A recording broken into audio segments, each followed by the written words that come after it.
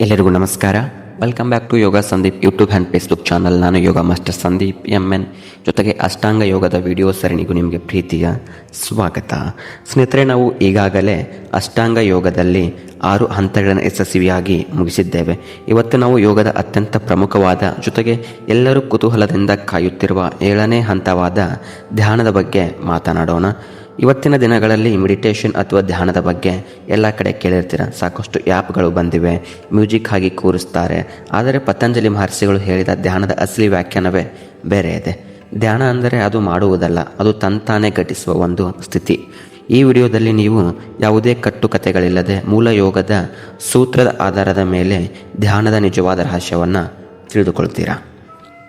ಧ್ಯಾನ ಅಂದರೆ ಪತಂಜಲಿ ಯೋಗ ಸೂತ್ರದ ಮೂಲಕ ಹೇಳ್ತಾ ಹೋಗ್ತೀನಿ, ಕೇಳ್ತಾ ಹೋಗಿ.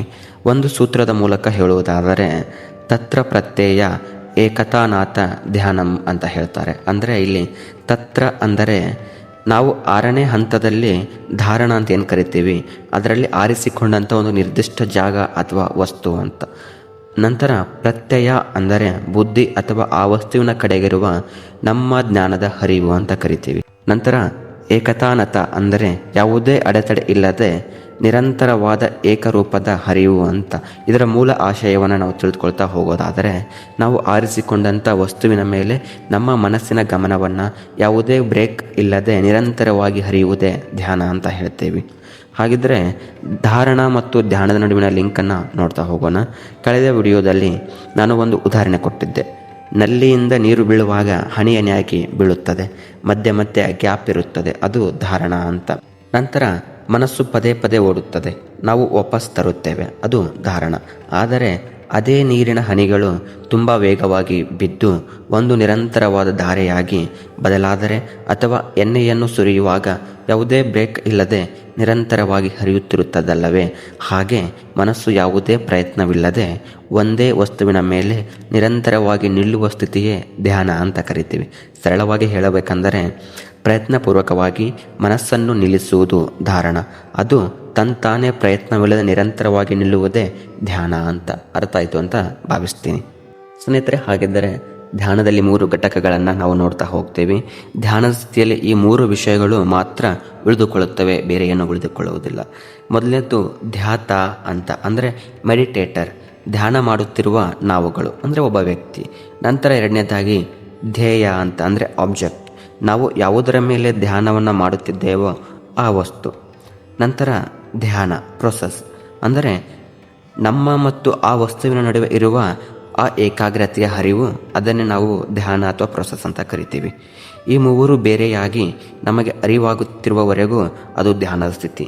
ಮುಂದಿನ ಹಂತವಾದ ಸಮಾಧಿಯಲ್ಲಿ ಈ 3 ಒಂದೇ ಆಗಿಬಿಡುತ್ತವೆ. ಅದನ್ನು ನಾವು ಮುಂದಿನ ವಿಡಿಯೋದಲ್ಲಿ ನೋಡೋಣ. ಹಾಗಿದ್ದರೆ ದೈನಂದಿನ ಜೀವನದಲ್ಲಿ ಧ್ಯಾನದ ಲಾಭಗಳು ಹೇಗೆಲ್ಲ ಇರ್ತವೆ ಅಂತ ನೋಡೋದಾದರೆ, ಮೊದಲನೇದಾಗಿ ಮಾನಸಿಕ ಶಾಂತಿ ಸಿಗುವಂಥದ್ದು.